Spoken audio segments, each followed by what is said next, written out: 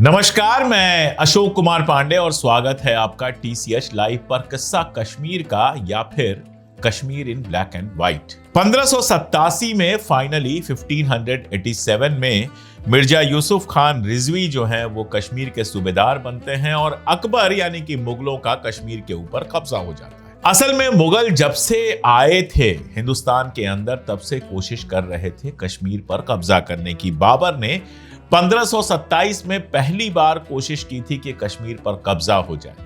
हुमायूं के वक्त में मिर्जा हैदर दुगलत ने कुछ वक्त कश्मीर के ऊपर शासन किया था, लेकिन फिर उसको वापस आना पड़ा था। कश्मीर पे कब्जे की दो वजहें थी। पहली वजह तो यही थी कि वहां से पश्चिम एशिया का रास्ता खुलता था। दूसरी और बड़ी वजह यह थी कि कश्मीर का जो मौसम था वो उन इलाकों के मौसम से मिलता था जहां से मुगल आए थे। बाकी जो नॉर्थ इंडिया था बेहद गर्मी पड़ती थी, आप जानते हैं, अभी भी पड़ती है। बारिश के समय में दुनिया भर के रोग फैलते थे, लेकिन सबसे मुश्किल जगह गर्मी का मौसम था। तो मुगल चाहते थे कि एक ऐसा इलाका उनके पास हो जो खुशनुमा हो, जहां ठंड पड़े, जिसका मौसम जो हो वो हमारे अपने इलाकों जैसा ही हो। कश्मीर इसके लिए बिल्कुल मुफीद था।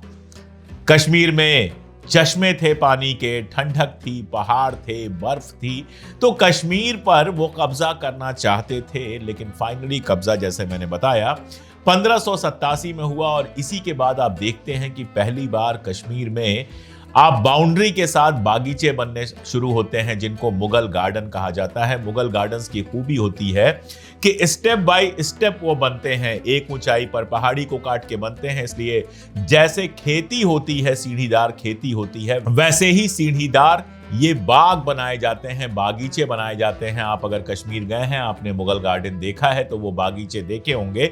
अलग अलग स्टेप पे बागीचे हैं। सबसे ऊपर जो है वहां से पानी की एक धार गिरती है जो नीचे तक आती है। पहला एक्सपेरिमेंट ये आगरा में किया था मुगलों ने, पानी की धार को उल्टा करके और बनाया था, उसका आराम बाग नाम दिया था।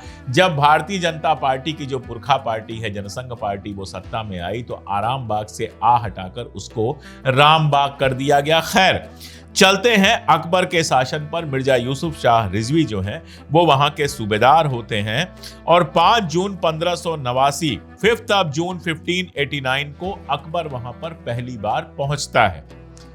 शुक पंडित, जिन्होंने उस समय का इतिहास लिखा है, जो किंग्स ऑफ कश्मीर जोगेश चंद दत्त ने लिखी है, जिसमें राज तरंगिणी और उसके बाद का सारा इतिहास जो श्रीवर ने लिखा, शुक ने लिखा, ये सारा इतिहास है। आखिरी उस कड़ी का शुक का है। शुक कहते हैं कि ब्राह्मणों को सोने की मुद्राएं दान में दी गईं। मारतंड गया अकबर और वहां पर मोतियों से सजी हुई गायें दी गईं। आप सोचिए, एक मुगल बादशाह जाता है और ब्राह्मणों को सोने की मुद्राएं यानी सोने के सिक्के दान में देता है और मोतियों से सजी हुई गायें देता है। और ये शुक पंडित लिखते हैं, किसी मुस्लिम इतिहासकार ने नहीं लिखा है। कारण क्या था? कारण यह था कि पहले तो अकबर सहिष्णु था। आज चाहे जितनी भी गालियां अकबर को दी जाए, लेकिन हकीकत यही है कि अकबर का जो पीरियड था उसको ज्यादातर बड़े विद्वानों ने गोल्डन पीरियड माना है। उसने सख्ती की जो वहां के मुस्लिम रूलर्स और उनके साथ के लोग रहे थे, जिनको लड़ाई में हराकर वहां पर सत्ता पाई थी अकबर ने, उनके साथ तो सख्ती की, क्योंकि उनसे डर था कि वो सत्ता दोबारा छीन न ले। लेकिन कश्मीरी पंडित, उसको लगा कि ये ऐसे लोग हैं जिनका साथ लिया जा सकता है, क्योंकि लोकल शासन चलाने के लिए आपको लोकल भाषा, लोकल कल्चर, लोकल ज्योग्राफी चलाने वाले लोग चाहिए, नंबर 1। और दूसरा, उनके साथ उसको कोई खतरा नहीं था विद्रोह का। तो अकबर के राज में कश्मीरी पंडितों के लिए काफी बेहतर चीजें हुई। जजिया जो लगता था वो हटा दिया गया और साथ में बेगार का जो सिस्टम था, ये कश्मीरी पंडितों के लिए तो नहीं था, गरीब मुसलमानों के लिए ज्यादा था, लेकिन बेगार का जो सिस्टम था उसको खत्म कर दिया गया पूरी तरह से। कश्मीरी पंडित मुगल जो शासन था उसकी नौकरी में भी आए।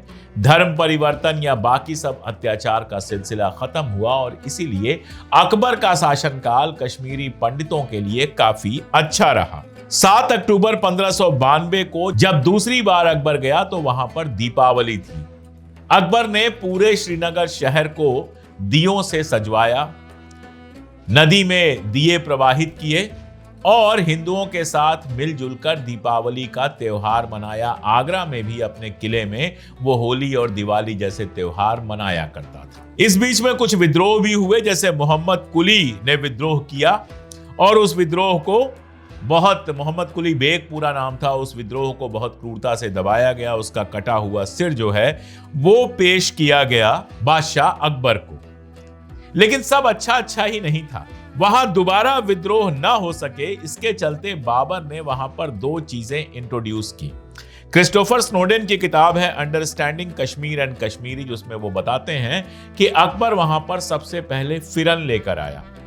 फिरन आप जानते हैं कश्मीरी पहनते हैं, लंबा चोगा होता है नीचे तक, उसमें लड़ा नहीं जा सकता, उसमें दौड़ा नहीं जा सकता। और ये आदेश दिया कि कश्मीरी जब भी बाहर निकलेंगे तो फिरन के अंदर हाथ डाल के निकलेंगे। दूसरा, उसने कांगड़ वहां पर प्रचलित कराई, कांगड़ी जिसको कहते हैं, जो गर्म रखती है। और पुराने कश्मीरी जो हैं, अब तो वहां भी हीटर और सब कुछ आपको मिल जाएगा, लेकिन गांव वगैरह में जाएं तो वो कांगड़ी अपने फिरन के अंदर रखते थे खुद को गर्म करने के लिए। अब एक आदमी एक हाथ से कांगड़ी संभाला हुआ है फिरन के अंदर और फिरन पहना हुआ है, तो वो जंग नहीं कर सकता। क्रिस्टोफर स्नोडेन का मानना है कि अकबर ने बड़ी होशियारी से एक जो योद्धा कौम थी कश्मीर की, उसका युद्धकपना, जो जंगी उसका एक मूड था, वो छीन लिया। और एक वक्त ये आया कि अंग्रेजों के वक्त में जब बाकी सबको आर्मी में भर्ती किया गया तो कश्मीरियों को आर्मी में भर्ती के लिए बेकार माना गया कि ये एक ऐसी कौम है जो लड़ाई लड़ ही नहीं सकती है। तो अकबर ने अगर भला किया तो साथ साथ ये भी किया, इसको याद रखना चाहिए। किताब मैंने आपको बताई, एक तो शुक पंडित की और दूसरी क्रिस्टोफर स्नोडेन की किताब अंडरस्टैंडिंग कश्मीर एंड कश्मीरीज। एक जो बड़ा काम उसने किया, लैंड रेवेन्यू को लेकर उसने वहां पर फिक्सेशन कराने की बात की। ज़ैनुल आबदीन के जमाने में जो सिस्टम था उसको बदला और टोडरमल ने वहां के लोगों की सहायता से वहां पर लैंड रेवेन्यू, जो जमीन का कर का मामला होता है, टैक्स का मामला होता है, उसको डिजाइन किया। लेकिन उसका नुकसान यह हुआ कि लोगों के हाथ से जमीन की मिल्कियत निकल गई। अब जमीन की मिल्कियत सरकार की थी, मुगल दरबार की थी, जिस पर उनको टैक्स पे करना था और बदले में वो वहां पर अपना काम कर सकते थे। पक्की जो एक होती है कि मिल्कियत, वो मिल्कियत अकबर के टाइम में खत्म हुई और फिर जब कश्मीर आजाद हुआ तो शेख अब्दुल्ला के जमाने में ही वापस मिल पाई। जो तीसरी उसकी यात्रा है वो बहुत इंपॉर्टेंट है। 1597 में अकबर तीसरी और आखिरी बार कश्मीर गया। आज का जमाना नहीं था कि फ्लाइट में बैठिए पहुंच जाइए, उस जमाने में कश्मीर पहुंचना बेहद मुश्किल रहा होगा। घोड़े वगैरह, हाथी वगैरह किसी तरह से वहां तक पहुंचाते थे। फिर भी 3 बार वो कश्मीर गया। 1597 में जब तीसरी बार वो कश्मीर गया तो कश्मीर में जबरदस्त अकाल पड़ा हुआ था। उस अकाल का एक कारण तो जो मुगल सूबेदार थे उनकी अव्यवस्था थी, और दूसरा ये था कि लंबी लड़ाइयां, विद्रोह वगैरह जो लगातार चले थे, उसमें बहुत सारे कश्मीरी कश्मीर छोड़कर बाहर निकल आए थे। अब अकाल सामने था। उनके साथ जो गए थे फादर जेरोए जेवियर, उन्होंने बताया है कि ऐसा अकाल था कि औरतें अपने सगे बच्चों को बेचे दे रही थी। जब भूख सताती है तो कोई रास्ता निकलता नहीं है। उस समय एक डिसीजन लिया अकबर ने। 10 लाख रुपए उस जमाने में बहुत बड़ी रकम थी, ये सरकारी खजाने से दिए और हरी पर्वत पर एक किला बनवाना शुरू किया, जिस किले में औरतों और मर्दों दोनों को मजदूरी पर रखा गया। औरतों की मजदूरी थी 4 आना रोज की, 6 आना रोज की मर्दों की मजदूरी थी। यह इसलिए था कि लोगों के हाथ में पैसा जाएगा, लोग मार्केट में जाएंगे, सामान खरीदेंगे तो अकाल दूर होगा।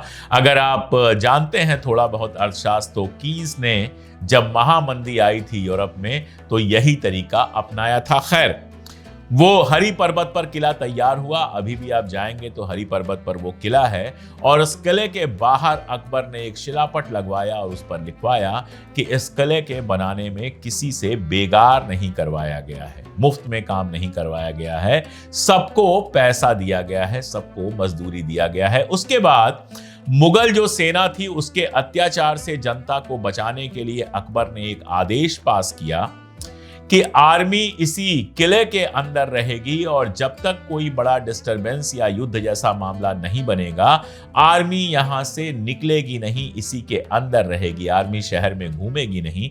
तो बहुत सीधी सी बात है कि शहर के अंदर वो औरतों पर, मर्दों पर अत्याचार नहीं कर पाएगी। ये होशियारी की अकबर ने कि आर्मी किले के अंदर रहेगी ताकि लोगों के खेत या लोगों की इज्जत पर कोई हमला ना कर सके। तो कुल मिला जुला के अकबर का जो पीरियड था वो ठीक ठाक पीरियड था।